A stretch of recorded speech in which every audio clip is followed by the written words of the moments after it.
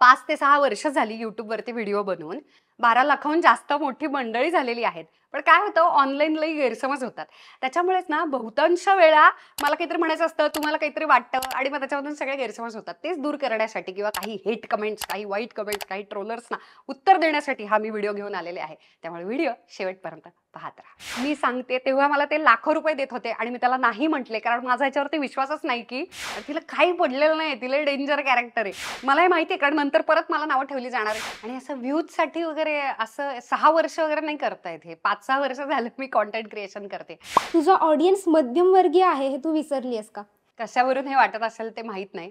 तुमचा गैरसमज झाला असेल तर मी आधीच माफी मागते. अजिबात विसरलेलं नाही. त्याच्यामुळेच सगळी जी मस्ट हॅवची सीरीज आहे, तुमचे विचित्र आणि वेगवेगळ्या ठिकाणी पैसे वाया जाऊ नयेत, उगाच सेल आहे म्हणून तुम्ही शॉपिंग करताय वगैरे असे तुमच्याकडून चुका होऊ नयेत अशा, म्हणूनच मी मस्ट हॅवची सीरीज घेऊन आले की एवढ्या 4-5 वस्तू घेतल्या तरी पुरेसे आहे. सगळी शॉपिंग, सगळी खरेदी करत बसण्याची गरज नाही. त्याच्यामुळे उलट मध्यमवर्गीय, स्पेशली माझ्यासारख्या सगळ्या मुली, स्त्रिया, त्यांना डोळ्यासमोर ठेवूनच सगळे व्हिडिओ आणि तसे विषय आहेत. म्हणून दुरुस्ती दिवस वगैरे तुम्ही बघितलाय का? किंवा जे मानसिक आहेत आपल्या समाधानासाठी किंवा लिखाण, खूप सारे, म्हणजे याच्यात मला तर कळतच नाही असं का कोणाला वाटत असेल. पण तसा गैरसमज झाला असेल तर प्लीज असा करून घेऊ नका. मला प्रत्येक क्लासमधल्या अगदी आर्थिक परिस्थितीनं वेगवेगळ्या पद्धतीतून, वेगवेगळ्या धर्मातून, जातीतून आलेल्या लोकांनी माझा व्हिडिओ बघावा, मी त्यांच्यापर्यंत पोहोचावं असं मला मनापासून वाटतं. आणि क्रिएटर म्हणून माझी ती भूक आहे उलट. त्याच्यामुळे सगळे माझा व्हिडिओ बघू शकतात आणि सगळ्यांना तो उपयोगी आहे. उलट मी खूप सारे असे मेकअपचे पण व्हिडिओ केलेले आहेत की ज्याच्यामध्ये सगळे प्रॉडक्ट्स 500च्या आतले आहेत. त्याच्यामुळे मला असं अजिबात वाटत नाही की मी असं फक्त नाही का, म्हणजे 10-10, 50-50 हजार रुपयाचे प्रॉडक्ट्स आहेत आणि तेच मी वापरतेय असं अजिबात नाही. उलट क्रिएटर म्हणून मला सगळ्या पद्धतीचे प्रॉडक्ट्स मी वापरले पाहिजेत. अतिशय महागाचा सुद्धा स्वतः पैसे घालून मग मी तुमच्या समोर त्याचा व्हिडिओ करायला पाहिजे की घ्यायचं की नाही घ्यायचं. पैसे वाया जातात की चांगलं आहे. आणि अतिशय स्वस्त एखादा अगदी सेटाफिल सारखा ब्रँड मेडिकेटेड औषधाच्या शेजारच्या मेडिकल स्टोअरमध्ये मिळतो, ते पण प्रॉडक्ट जर चांगलं असेल तर ते पण मी रेकमेंड केलं पाहिजे. गंमत अशी आहे, मधल्या काळामध्ये मी संतूर साबण त्याची पण जाहिरात केली आणि तो इतका कमाल होता. थंडीच्या काळात मी 2.5 महिने जवळ त्यांनी मला पाठवल्यानंतर मला असं वाटलं की अरे हा किती भारी आहे. खूप पूर्वी मी वापरायचे शाळेत वगैरे असताना आणि त्याच्यानंतर आत्ता मध्ये बराच गॅप गेला. मध्यंतर मी बॉडी शॉपचे वगैरे भरपूर वापरत होते आणि मला लक्षात आलं आपण एवढे का पैसे घालवतो, किती छान आहे. आणि मग मी त्याचा पण व्हिडिओ रील केला आय गेस. त्याच्यावरती सुद्धा असे कमेंट्स, तू वापरतच नसेल हा साबण, तुला हा आवडलाच नसेल, पण तरी सुद्धा तू याची जाहिरात करतेस. असं नाहीये. इवन फियामाचा बॉडी वॉश लिक्विड आहे, साबणच पण लिक्विड, तो इतका छान आहे. त्याच्या पण लिंक वगैरे कितीतरी वेळा मी इंस्टाग्रामच्या स्टोरीजमध्ये आणि व्हिडिओमध्ये वगैरे पण सांगितल्यात. पण काय आता दोन्हीकडून बोललं जातं. उलट स्वस्त जरी सांगितलं असतं तरी नाही खोटं बोलते, चुकीचं सांगते, ह्याच्यात तर काहीच नाहीये वगैरे वगैरे.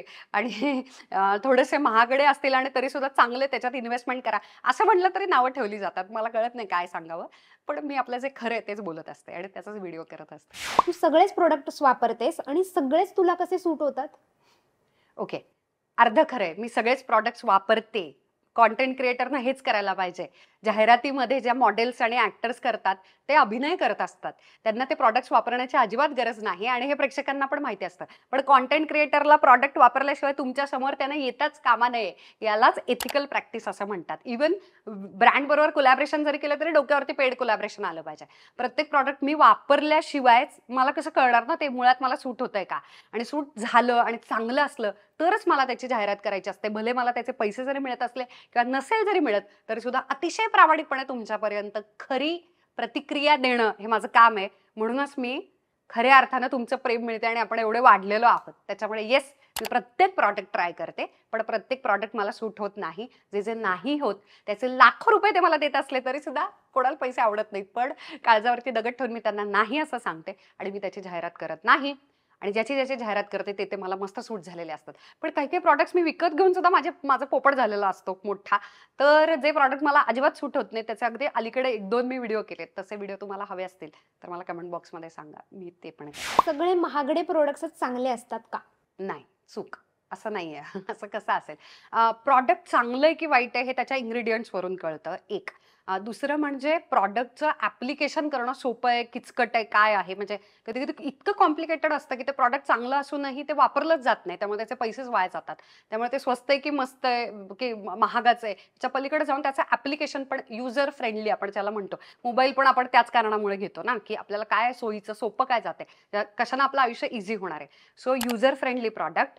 सगळ्यात पहिलं म्हणजे त्याच्यातले इन्ग्रेडियंट्स महत्त्वाचे आणि तिसरं महत्त्वाची गोष्ट म्हणजे त्या प्रॉडक्टनं आपल्या आयुष्यात काय व्हॅल्यू ॲड होणार आहे, त्याच्यावरती त्याला किती पैसे मोजायचे आपण हे ठरतं. प्रश्न हा नाही की आपले ग्राहकाचे ऐपत काय आहे. प्रश्न असा आहे की माझं जर कॉन्टेंट क्रिएशन कॅमेरासमोरचं काम आहे, तर मी या मेकअप प्रॉडक्टवरती किंवा या स्किन केअर प्रॉडक्टवरती इतके पैसे घालवावेत का? हे माझं मला कळलं पाहिजे, माझी जीवनशैली, प्रोफेशन बघून. आता प्रॉडक्टच्या बाबतीमध्ये शक्यतो महागाच्या प्रॉडक्टवरती असं दडपण असतं, की आपण एवढे पैसे घेतोय म्हटल्यानंतर त्याचं पॅकेजिंग चांगलं पाहिजे, त्याचं ॲप्लिकेशन चांगलं पाहिजे, इन्ग्रेडियंटची लिस्ट लिहिली गेली पाहिजे आणि ते लाँग लास्टिंग पाहिजे, टिकणारा इफेक्ट लाँग लास्टिंग पाहिजे वगैरे, वगैरे. त्यामुळे त्याचं संख्या करेक्ट आहे. शक्यतो महागाच्या प्रॉडक्ट्स एका स्टँडर्डपर्यंत तरी डिलिव्हरी करतात. फार क्वचित असं हे इतकं घाणेरडं प्रॉडक्ट इतकं महाग कसं? असं क्वचित घडतं फ्रँकली स्पीकिंग. त्याच्यामुळे पण हे चूक आहे. खूप स्वस्त आणि खूप कमाल प्रॉडक्ट्स मी वापरलेले आहेत आणि माझ्या डॉक्टरांनी सजेस्ट केले आहेत. सेटाफिल, सेरावी, सिंपल कितीतरी कमाल ब्रँड्स आहेत जे भयानक 500च्या आत आहेत तरी कमाल आहे. YouTube मास्टर क्लास एवढा महाग का आहे? छान प्रश्न आहे. खरं सांगू का? 2 दिवसाचा आहे. ऑफलाईन आहे. प्रत्यक्षात जेव्हा सगळा खर्च लाईट, वीज, पंखा, एसी, हॉटेल, खाणं, ब्रेकफास्ट, लंच, चहा, कॉफ्या सगळ्या गोष्टी प्रोव्हाईड केल्या जातात. प्रत्यक्षात ती व्यक्ती तुमच्यासमोर हजर राहते. माझी YouTubeची स्वतःची जर्नी खूप अवघड होती. कारण कोणी सांगायलाच नव्हतं. जे काही थोडेफार माझ्या आधीचे क्रिएटर होते मराठीतले, त्यांनी 1-2 वेळा फोन उचलला आणि त्यांनी मला मदत केली म्हणून. पण आहे ना, हे नॉलेज आहे ना, याच्याविषयीचे व्हिडिओ आहेत YouTubeवरती, पण ते खूप विखुरलेले आणि पसरलेले आहेत. ते सगळे कंझ्युम करून, ते समजून घेऊन, आकलन करून मग ॲप्लिकेशन करायचं, मग चूक बरोबर करायचं. याच्यामध्ये खूप वेळ जातो. हा सगळा वेळ जाऊ नये, लवकरात लवकर आपला सूर सापडावा, याच्यामधून मजा यायला लागावी, याच्यामधून लवकर पैसे पण लोकांनी कमवावे, हा माझा हेतू आहे. कारण मी तो त्रास भोगलेला आहे, तो स्ट्रगल मी केलेला आहे. त्याच्यामुळे लक्षात घ्या, अनेकविध YouTubeच्या विषयीचे क्लासेस कदाचित बाजारात आहेत. इंग्रजीमध्ये, हिंदीमध्ये तर खूपच आहेत, पण आता मराठीत पण आहेत. पण मी आणि सुकीर्त घेतो त्या मास्टर क्लासचं सगळ्यात मोठी ताकद अशी आहे, की आम्ही आमची संपूर्ण प्रक्रिया उलगडून सांगतो. हे कोणीच सांगत नाही. YouTubeमधून कसे पैसे कमवायचे, ते रूल्स काय आहेत, मग YouTube काय करतं, मग कधी मॉनिटाईज होतं, मग काय, हे सगळेच जण सांगतात. खरं तर हे YouTubeवरती पण मिळेल. पण आहे ना, आम्ही व्हिडिओची संकल्पना आम्हाला कशी सुचते, आम्ही ती कशी लिहितो, ते लिहून घेण्याचे आपण ॲक्च्युअली क्लासमध्ये आपण तुमच्याकडून लिहून घेतो. संपूर्ण वेळ YouTubeची स्क्रिप्टिंग कसं करायचं याच्यावरती शिकवला जातो. रायटिंगचे वेगळे खरं तर कोर्सेस, क्लासेस असतात, त्याचे भयंकर पैसे असतात. पण YouTube मास्टर क्लासमध्ये आपण रायटिंग पण शिकवतो, की लिहिण्याचं कौशल्य काय असतं. स्पेशली YouTubeसाठी लिखाण करणं म्हणजे काय नक्की असतं. त्यानंतर प्रत्यक्षात थंबनेल बनवून घेतला जातो. आम्ही आमचे थंबनेल्स दाखवतो. आम्ही ते निर्णय का घेतले, कुठले चुकले, कुठले बरोबर आले, त्याच्यामुळे त्याचे व्ह्यूज कसे बदलले. आमची संपूर्ण कीवर्ड, SEO, टायटल सगळं करण्याची प्रक्रिया, प्रोसेस खरी जेन्युइन स्टेप बाय स्टेप आम्ही उलगडून सांगतो. सगळेजण नॉलेज पाझळतात आणि काय ते थिअरीज सांगतात, प्रोसेस कोणी सांगत नाही. आम्ही प्रोसेस सांगतो. त्याच्यामुळे फक्त आणि फक्त ज्याला ऑनेस्टली, सिरियसली YouTube करायचंय आणि त्याच्यामध्ये करिअर करायचंय, त्यांच्यासाठी असलेला हा प्रीमियम क्लास आहे. आणि मला असं वाटतं कौशल्याचं, त्या नॉलेजचं, त्या अनुभवाचे त्याचे तेवढे ते पैसे. उलट मी तुम्हाला चॅलेंज देते, ज्यांनी YouTube मास्टर क्लास केलेला आहे, माझा आणि सुकीर्तचा, त्यांना तुम्ही विचारा, त्यांची त्या दिवशीची प्रतिक्रिया, पहिल्या आणि दुसऱ्या दिवशीची अशी होती, की तुम्ही इतकं नॉलेज देताय आणि एवढ्या प्रामाणिकपणे सगळंच शेअर करताय, की त्या मानानं तुम्ही जे पैसे घेताय तेही कमी आहेत म्हणून. आणि स्वतः अनुभवातून जगलेला माणूस जेव्हा प्रॅक्टिकली तुमच्याकडून करून घेतो आणि तुमच्या समोर 1 to 1 तुमच्या प्रत्येक शंकेचं, प्रश्नाचं उत्तर द्यायला तयार असतो, ते ना तुम्ही फक्त हे मेंटॉर्स जे असतात, हायली पेड मेंटॉर्स, हे फक्त करतात. तर या क्षेत्रातली तुम्हाला अशा पद्धतीची संपूर्ण इत्तमभूत माहिती हवी असेल, माझ्या मते तुम्ही तर करायलाच पाहिजे. आणि तुम्ही करत नसाल तर you are missing it out. एवढा मेकअप करून सुद्धा तू काळी सावळीच कशी दिसते? आई गं! मुळात आता काळी सावळी कशी दिसते, मेकअप कदाचित एखाद्या व्हिडिओमध्ये स्टुडिओ लाईट्स, लाइटिंगमध्ये काहीतरी इश्यू झाला असेल किंवा लिपस्टिक एखादी कूल टोनची लावली गेली असेल, तर माझ्या स्किन टोनपेक्षा मी जास्त थोडी डार्क दिसत असेल. पण मुळात हा एक प्रकारचा वर्णद्वेष आहे. आपण इतर देशामध्ये किंवा इतर लोकांना तुम्ही रेसिस्ट आहात वगैरे असं म्हणतो, पण आपल्या भारतामध्ये आपणच सगळे ब्राऊन स्किन आहोत, असे टॅन्ड ब्युटिफुल अशा करपलेल्या सोनेरी त्वचेचे आपण ओळखले जातो आणि आपणच एकमेकांमध्ये एखाद्याला नावं ठेवायची असेल तर शी सावळीच आहे ती. म्हणजे गोरं म्हणजेच सुंदर, हे जे आपल्या डोक्यामध्ये जे इंग्रजांनी भरवलेलं आहे जाता जाता, हे भयानक आहे. तर प्लीज असं नाहीये अजिबात. त्यात आणि सगळ्यात वाईट काय माहितीये का, आपल्याकडे ब्रायडल मेकअप असू दे नाहीतर स्वतःला आपण केलेला मेकअप असू दे, मेकअप करायचाच असतो गोरं दिसण्यासाठी. हे इतकं वाईट आहे, म्हणजे इतक्या लहानपणापासून अगदी म्हाताऱ्या आज्यांपासून आजोबा, पुरुष पण गोरीच बायको पाहिजे वगैरे, हे इतकं घाण झालेलं आहे ना सगळं. म्हणजे त्या फेअर अँड लव्हलीनं तर इतकी वाट लावली वर्षानुवर्ष भारतामध्ये, आणि त्याच्यात इतर सुद्धा इतके, बाय द वे त्या पण ब्रँडनं मला अप्रोच केलेलं त्यांचं प्रॉडक्ट करण्यासाठी, जेव्हा माझ्या अकाउंटमध्ये अजिबात पैसे नव्हते, उरले सुरलेले मालिकेतले पण संपत आलेले. पण मी अतिशय प्रामाणिकपणे तुमच्याशी आयुष्यात खोटं बोलणार नाही, मी सांगते, तेव्हा मला ते लाखो रुपये देत होते आणि मी त्याला नाही म्हटले, कारण माझा याच्यावरती विश्वासच नाही की गोरं म्हणजे सुंदर आणि काळं सावळं म्हणजे घाण. माय गॉड, हे इतकं वाईट आहे. त्याच्यामुळे प्लीज फाउंडेशनची शेड सुद्धा इतकी घाण निवडली जाते, त्याच्यामुळे तो काळा सावळा नव्हे ग्रे पडतो, इतका डेड पावडरी आणि फ्लेकी विचित्र दिसायला लागतो, कारण आपण रॉंग शेड घेतलेली असते. कारण आपण गोरं दिसण्यासाठी मेकअपचं फाउंडेशन विकत घेतलं जातं बहुतांश लोकांमध्ये. पैसे मिळतील तसे तुझे प्रोडक्ट सारखे चेंज कसे होतात? एकच नीट प्रोडक्ट का नाही सांगत? कारण माझं प्रोफेशन आहे ते. म्हणजे हे असं झालं की लाज वाटते का, 12 तास स्क्रीन टाइम आहे तुझा, असं एखाद्या IT प्रोफेशनलला म्हणायचं. असं अरे त्याला लॅपटॉपवरती स्क्रीन बघण्याचं सॉफ्टवेअर मध्ये कामच त्याचं ते आहे. सो तसं कॉन्टेंट क्रिएटरचं कामच आहे की असंख्य वेगवेगळ्या बाजारात आलेले आणि चांगले प्रॉडक्ट्स येतात. बऱ्याचदा तर इतके कमाल आता इंडियन ब्रँड्स आलेत आणि बेटर फॉर्म्युला तयार करतात आणि चांगले इन्ग्रेडियंट्स वापरले जात आहेत आणि इफेक्टिव्ह प्रॉडक्ट्स भारतात बाजारामध्ये येत आहेत, आणि हे खूप सारे लोकल भारतीय ब्रँड्स आहेत माहिती आहे, छोटे छोटे. आणि ते सगळे प्रॉडक्ट्स जेव्हा मी नव्यानं विकत घेते, कधी कधी मला ब्रँड सेंड करतो जेव्हा मी त्यांच्यावर कोलॅबरेशन करते, तेही मी तुमच्या बरोबर प्रामाणिकपणे शेअर करते. बहुतांच्या वेळेला मला विकतच घ्यावे लागतात, कारण की मी खूप प्रामाणिक प्रतिक्रिया देते. त्यामुळे दरवेळी मला नाही का काही PR किंवा दुसऱ्या कुठला तरी सेफोरा वगैरे इतर सतत मला PRच पाठवतं असं नाही. त्याच्यामुळे कुठून ना कुठून तरी ते ब्रँड माझ्या वापरात येतात, आणि जे जे चांगले आहेत ते मला तुमच्यावर शेअर करायला आवडतं. आणि मी इतक्या साऱ्या वस्तू ट्राय करते, माझे भरपूर वेळा पैसे वाया जातात. बऱ्याचदा स्किनची वाट लागते, त्याचे पण वेगवेगळे रील्स शॉर्ट्स वगैरे मी टाकलेले आहेत, की वेगळंच सनस्क्रीन वापरलं, ते फेमस होतं म्हणून आणि सगळी रॅश आली वगैरे वगैरे. हे सगळे मी वापरले पाहिजे तर मी स्किन केअरचे व्हिडिओ करण्यासाठी लायक आहे ना. तर तुम्हाला पैसे तुमचे वाया नाही जाणार आणि कुठल्या तरी 5 बेस्ट गोष्टी किंवा एकच बेस्ट गोष्ट तुम्हाला विकत घेता येईल, कारण मी ते माझे पैसे घालून ट्राय केलेले असतात आधी. उलट माझ्या पण समजुती गळून जातात, की आपल्याला जे वाटत होतं हेच व्हिटॅमिन सीचं सिरम सगळ्यात बेस्ट आहे, आणि नवीन कुठलं तरी बाजारात येतं आणि मला लक्षात येतं अरे याच्यावरती तर आणि भारी मेकअप बसतोय, याचा आणि चांगला इफेक्ट आहे, हे तर सन टॅनिंग पण लवकर घालवतंय वगैरे वगैरे. त्याच्यामुळे हे माझं प्रोफेशन आहे. मी भरपूर वस्तू सतत ट्राय करायला पाहिजेत आणि भरपूर वस्तूंचा सतत फक्त प्रामाणिक रिव्ह्यू तुमच्यासमोर दिला. थोड्याशा व्ह्यूज आणि फॉलोअर्ससाठी ते पाहुणीचे विचित्र भाषेतील आहे आणि विचित्र कपड्यातले व्हिडिओज कशाला करतेस?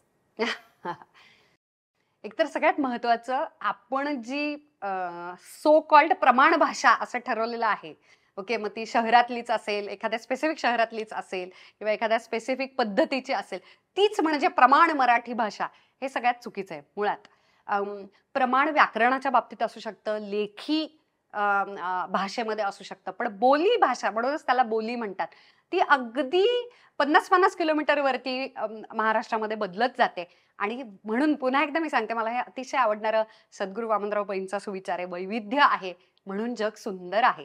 भरपूर वेगवेगळ्या पद्धतीचे डायलेक्ट्स आहेत, वेगवेगळ्या पद्धतीनं मराठी बोलली जाते महाराष्ट्रामध्ये. पश्चिम महाराष्ट्रात वेगळीच, अजून खालच्या बाजूला गेली तर वेगळ्याच पद्धतीची, पुण्याची मुंबईची ती पण वेगळी, पुढे मुंबई सोडून तिथे शहरात राहायला आलेले सुद्धा कोकणातले वेगळे, असे इतके मराठवाडी सगळी, आणि ते इतकी मजा आहे ते ऐकायला, आणि इतकं गोडवा आहे ना त्याच्यामध्ये, इतका असा रॉ खरेपणा, रांगडेपणा आहे ना. तर तो मला कुठेतरी पाहुणीच्या ह्याच्यात दाखवायला खूप मजा येते, कारण माझं मूळ गाव हे सणसर आहे. बारामतीला माझं संपूर्ण मराठी माध्यमातून शिक्षण झालं. माझा आजोळ फलटण आहे. त्याच्यामुळे पश्चिम महाराष्ट्रातली ती जी अशा पद्धतीची एक वेगळीच अशी नाही का, म्हणजे थोडीशी, आणि ते कॅरेक्टर पण आणि माझा अभिनय पण बॅकग्राऊंड आहे. खूप लोकांना जर माहिती नसेल तर मी एक प्रोफेशनल ऍक्टर आहे, आणि त्याच्यानंतर मी माझा YouTube चॅनल काढला. तुम्ही जर नवीन असाल तर मला हे सांगायला आवडेल. त्याच्यामुळे ना मला अभिनय करायला, वेगवेगळी पात्र रेखाटायला भयानक आवडतं, आणि मी स्वतः खेडेगावातून आल्यामुळे तशा भाषेतली तशी बहुसंख्य पात्र मी स्वतः बघितली असल्यामुळे मला पाहुणीचं पात्र करायला जाम मजा येते. आणि असं व्ह्यूजसाठी वगैरे असं 6 वर्ष वगैरे नाही करता येत हे. 5-6 वर्ष झालं मी कंटेंट क्रिएशन करते. व्ह्यूजसाठी आजतागत एक व्हिडिओ सुद्धा केलेला नाही. त्याच्यामुळे मला विश्वास आहे मंडळींचा माझ्यावरती प्रेम आहे आणि म्हणूनच आपण सतत वाढतोय, ग्रो होतोय आणि मला खूप समाधान आहे, की मी माझं पर्सनल आयुष्य, माझं बाळ सगळं सांभाळून मी YouTube करू शकते आणि हे वाढत चाललंय. माझी टीम वाढतीये, फॅमिली वाढते, ऑनलाईन फॅमिली मंडळी तुम्ही वाढताय. त्याच्यामुळे मला खूप विश्वास आहे. असं मला पाहुणी माझी आग आहे ती आणि मला आवडणारी ती पश्चिम महाराष्ट्रातली पोरगी आहे ती आणि तिला काही पडलेलं नाही. तिला डेंजर कॅरेक्टर आहे. त्याच्यामुळे मी ते करते. माझ्यातल्या ॲक्टरची खाज भागवण्यासाठी मी हे मधून अधून मस्त फिक्शन करते. कदाचित इथून पुढे मी काल्पनिक सिरीज वगैरे लिहून पण आणेन तुमच्या समोर आणि ती करायला मला वेगळी मजा येईल. असं व्ह्यूजसाठी वगैरे मी काही कुठलाच एक छोटा व्हिडिओ पण केलेला नाही आजतागत. तर एक पोस्ट लिहिलेली नाहीये मी. तर अख्खं कॅरेक्टर का मी उभी करेन. त्यामुळे असं काही व्ह्यूजसाठी वगैरे चाललेलं नाही. एवढे प्रोडक्ट्स लावून सुद्धा तुझा चेहरा असा तेल लावल्यासारखा का चमकतो? हा माझा पर्सनल चॉईस असू शकतो खरं तर. कारण मला अजिबात मॅट फिनिश आणि ड्राय त्वचा आवडत नाही. कारण माझी खऱ्या आयुष्यात त्वचा खूप कोरडी आहे. त्याच्यामुळे मला असे डुई, अशी भरपूर हायड्रेटेड, छान मॉइश्चरायझर, सनस्क्रीन वगैरे लावून अशी ती अशी चमकते ना, मला मला एक वेळ असं शायनी, चमकणारी, थोडीशी ऑलमोस्ट तळलेला पकोडा सुद्धा चालेल, आवडेल.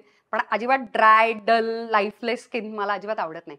त्याच्यामुळे मेकअप पण करताना तुम्हाला जाणवत असेल, की इथे इथे तर लाईटमुळे बराचदा घाम येतो आणि शूटिंगच्या दरम्यान टिपणं राहून जात असेल. पण मला हायलायटर जबरदस्त आवडतो. ब्लश आणि हायलायटरवरती माझं प्रेम आहे. त्याच्यामुळे असं असं चमकणारा हायलायटर वगैरे मी वापरत असते. आणि वेगवेगळ्या स्टुडिओ लाईट्समुळे कदाचित जास्त तेलकट वाटत असेल. पण खऱ्या आयुष्यात उलट एवढा तेलकट नसतो. तू शूटिंगसाठी फिल्टर्स लावून तुझी स्किन ग्लो करते. अजिबात नाही. I wish. उलट मला हे असं निरीक्षणास आलं आणि मला इतकं वाईट वाटलं त्याचं. कारण आम्ही या प्रोफेशनमध्ये असल्यामुळे आम्हाला लगेचच कळतं, की इथे ॲक्च्युअली लाईट्स वापरलेत का? ॲक्च्युअली याचा अँगल करेक्ट आहे का? चांगला आहे का? म्हणून हे असं दिसतंय का? फिल्टर आहे का? वगैरे, वगैरे. तर हिंदी आणि इंग्रजीमध्ये असे डॉक्टर यूट्यूबर्स आहेत, जे डर्मेटॉलॉजिस्ट आहेत. त्यांचा स्किन केअरचा चॅनल आहे आणि त्यांनी फिल्टर लावून व्हिडिओज केलेले आहेत आणि ते आता स्किन केअरचं नॉलेज पसरवत आहेत. बऱ्याच जणांचे तर स्वतःचे ब्रँड्स पण आहेत, प्रॉडक्ट्स पण आहेत. तर याचं खूप वाईट वाटतं. तर नाही, नो, मी फिल्टर वापरत नाही. आणि उलट आयफोननं तर लई छिद्र-बिद्र वगैरे असे दिसायला लागतात आणि खूप जास्त त्वचा झूममध्ये दिसायला लागते असं मला जाणवतं. त्यातल्या त्यात कॅमेरा जरा बरं टिकतो. पण नाही, फिल्टरची काय गरज आहे? ग्लो तो ग्लो. आतून, बाहेरून, मनातून सगळीकडून ग्लो आहे. तुझा एकटीचाच मुलगा काय एवढा भारी आहे का? भेटवायला काय प्रॉब्लेम आहे? आई ग, कसं आहे माहितीये का, मला कधी कधी या गोष्टीचं वाईट वाटतं. म्हणून खूप दुःखातून आलेलं हे हसू आहे. आपल्याकडे ना लहान बाळांना आणि त्यांच्या आयांना पण नावं ठेवण्याची लोकांनी लेवल सोडलेली आहे. म्हणजे त्याची त्यांना लाज वाटत नाही. कसं आहे माहितीये का, प्रत्येक बाळ हे अतिशय युनिक आणि गोड असतं. काही बाळ लय बोलतात, म्हणजे आता बास बोलू नको असं सांगावं लागतं. काही बाळ अजिबात बोलत नाही, तितकी कोपऱ्यात बसलेली असतात आणि तिथे म्हणजे तिथेच बसतात. काही बाळ भरपूर खेळतात पण एक शब्द काढणार. खूप व्हरायटी आहे आणि त्याच्यामुळे ते युनिक आणि ते गोड आहेत आणि ते कोणी ठरवून नाही करत. म्हणूनच तो जो प्रांजळपणा आहे, ती निरागसता आहे, ती जपायला पाहिजे. अथांग आत्ता तरी see everything is a phase. कारण मी हा व्हिडिओ करते त्याच्यानंतरही काही 5-6 महिन्यात, 3 महिन्यात सुद्धा बाळ सतत बदलतात माहितीये. आणि हाच त्यांच्या ग्रोथचा काय म्हणूयात, खूप सुंदर प्रक्रिया आहे ही. हा एक टप्पा आहे त्यांच्या वाढीचा, की ते सतत बदलत असतात. अथांग पूर्वी भरपूर बोलायचा आणि मी त्याला तर अगदी 9 महिन्याचा होता तेव्हापासून मदर टॉडलरला नेते. म्हणजे सगळे खूप सोशल असतात, तिथे खेळत असतात. त्याच्यानंतर इतक्या लहान वयामध्ये मी त्याला ऍक्टिव्हिटी सेंटरला टाकलं. म्हणजे तो अगदी 1.25-1.5 वर्षांचा असेल तेव्हा तो माझ्याशिवाय एकटा 2 तासांसाठी ऍक्टिव्हिटी सेंटरला जायला लागला. ते नंतर 2-3 तासापर्यंत गेला. ते अगदी आत्तापर्यंत तो आता नर्सरीला, प्रॉपर स्कूल नर्सरीला सुद्धा तो जातो. आणि त्यामध्ये पुन्हा जीवनविद्येचे कार्यक्रम आहेत, खूप वेगवेगळे कार्यक्रम आहेत. म्हणजे तो उलट अति सोशल आहे. मला हे माहिती आहे, कारण नंतर परत मला नावं ठेवली जाणार आहे, तुम्ही आई वडील म्हणून त्याला बाहेरच काढत नसाल. आजकालची ती न्यूक्लिअर पद्धती, तुमची जॉईंट फॅमिली नसेल आणि मग पोरं मग एकलकोंडे होतात कारण आई वडील असतात लॅपटॉपवरती त्यांच्या कामात वगैरे वगैरे. इट्स इझी ना. सगळ्यात सॉफ्ट टार्गेट काय असतं तर आई. असं आईचे संस्कार वाईट आहेत, आई वडिलांचं चुकतंय, पेरेंटिंग घाण आहे असं म्हणणं. तर तसंही नाहीये. त्याला आम्ही भरपूर ठिकाणी खेळायला नेतो. पुण्यातली एक बाग राहिली नसेल जिथे तो खेळलेला नाही. सगळीकडे तो जातो. पण आत्ता तरी जात्याच त्याचा स्वभाव खूप शांत आहे, तो खूप इंट्रोवर्ट आहे. म्हणजे असे तासन तास जातात तो एक शब्द काढत नाही. त्याच्यानंतर नवीन कोणी आलं तर तो लाजतो, मुरडतो. इतकं गोड आहे ना ते आणि तो कमी बोलणार, मग ते असं ओठ असे करणार आणि इतकी छान फेज आहे. ती मला अजिबात डिस्टर्ब करायची नाही. मी खरं सांगू मी याचं एक्सप्लेनेशन पण देत नाही. कुणी त्याला येऊन समोरून हाय म्हणलं तर सॉरी हां, तो शाय आहे म्हणून तो मी हे पण करायला जात नाही. का? आई म्हणून मी त्याच्या समोर उभी राहायला पाहिजे खंबीरपणे, की त्याचा स्वभाव तसा आहे, तो गोड आहे, त्याचे हेतू शुद्ध आहे.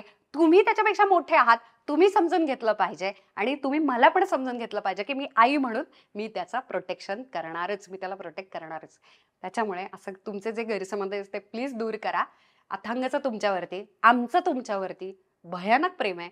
त्यामुळे प्लीज कुणालाच नावं ठेवू नका. कोणत्याच आईला आणि या जगातल्या कोणत्याच बाळाला, मग ते फेमस असू दे, नसू दे, ॲक्टरचा असू दे, क्रिएटरचा असू दे, तुमच्या सोसायटीतला असू दे, प्लीज नावं ठेवू नका. बाळं किंवा त्यांचे आई-वडील हे काही मुद्दाम करत नसतात. माझा स्वभाव खूप सकारात्मकता पोहोचवण्याचा आणि हॅपी आणि एक्साइटिंग असाच आहे. पण मी एवढी सोशल नाही. त्याच्यामुळे तुम्हाला मी पण प्रत्यक्षात जर कधी भेटले असेल, तर मी 100% तुमच्याबरोबर बोलेन. पण कदाचित मला तुम्हाला एवढा वेळ देता आला नसेल आणि एवढ्या गप्पा आपल्या छान झाल्या नसतील. म्हणूनच हा व्हिडिओ गैरसमज दूर व्हावे म्हणून आणि मित्र-मैत्रिणींमध्ये सुद्धा होतात. म्हणजे मी माझ्या बेस्ट फ्रेंड बरोबर सुद्धा सारखी वरचेवर भांडत असते आणि आमच्यामध्ये कधी गैरसमज झाला, तर आम्ही लगेचच गप्पा मारून, भेटून, फोनवरती का होईना भरपूर बोलून ते सगळं असं मोकळं करत असतं, जे जे असं साचलेलं असतं ते. म्हणूनच हा व्हिडिओ. इथून पुढे खूप वेगवेगळे हेटर्स, ट्रोलर्स किंवा गैरसमज यांचे पण उत्तर देणारा व्हिडिओ असाच जर तुम्हाला पुन्हा एकदा बघायचा असेल, तर मला कमेंट बॉक्समध्ये सांगा. तोपर्यंत एक दुरुस्ती दिवस नावाचा मी एक व्हिडिओ केलेला. खूप वेगळा विषय. मला असं वाटलं, की जे मी करते ते मला शेअर करायला आवडेल, काहीतरी वेगळं म्हणून. Maintenance day. तर याच्यानंतर तो व्हिडिओ बघायला अजिबात विसरू नका. बाय. I love you.